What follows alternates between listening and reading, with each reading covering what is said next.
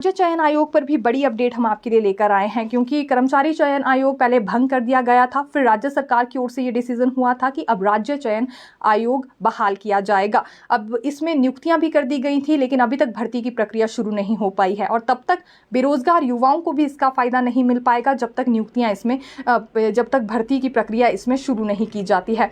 तो इसमें देखिए बड़ी अपडेट तो ये है कि 25 नवंबर को बैठक शिमला में बुला ली गई है दीपक सानन कमेटी के साथ, और उसी दिन फाइनल रिपोर्ट भी सबमिट कर दी जाएगी। यानी कि यहाँ पहले दिसंबर तक का इंतजार करना होगा। इस तरह की चर्चाएं काफ़ी ज़्यादा थी, लेकिन अब 25 नवंबर को बैठक बुलाई गई है, उसी दिन फाइनल रिपोर्ट भी सानन कमेटी की ओर से सबमिट कर दी जाएगी और फिर 26 नवंबर को सीएम सुक्खू राज्य चयन आयोग कार्यालय का शुभारंभ भी कर सकते हैं।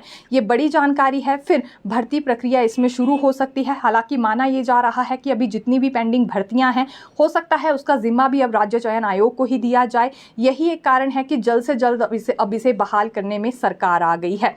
और इसके अलावा कुछ और नियुक्तियां भी इसमें होनी हैं नए सदस्यों की, तो ये प्रक्रिया भी जल्दी ही शुरू हो जाएगी। लेकिन अभी तक देखिए पेंडिंग रिजल्ट घोषित नहीं हो पाए हैं, उसे लेकर कोई चर्चा हमें देखने के लिए नहीं मिल रही है कि फिलहाल वो जिम्मा भी राज्य चयन आयोग को ही दिया जाएगा या नहीं।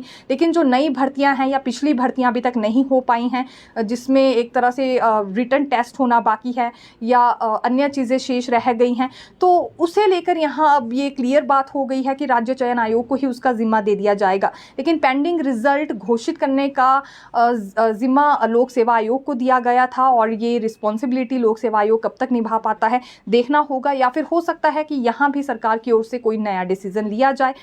हो सकता है राज्य चयन आयोग को ही फिर ये काम भी दे दिया जाए, क्योंकि पहले कर्मचारी चयन आयोग से ही यहाँ पूरी तरह से भर्ती प्रक्रिया की जाती थी। क्लास 3 की भर्तियाँ कर्मचारी चयन आयोग ही करवाता आया है, लेकिन बीच में पेपर लीक होने के चलते फिर उसे भंग करना पड़ा था।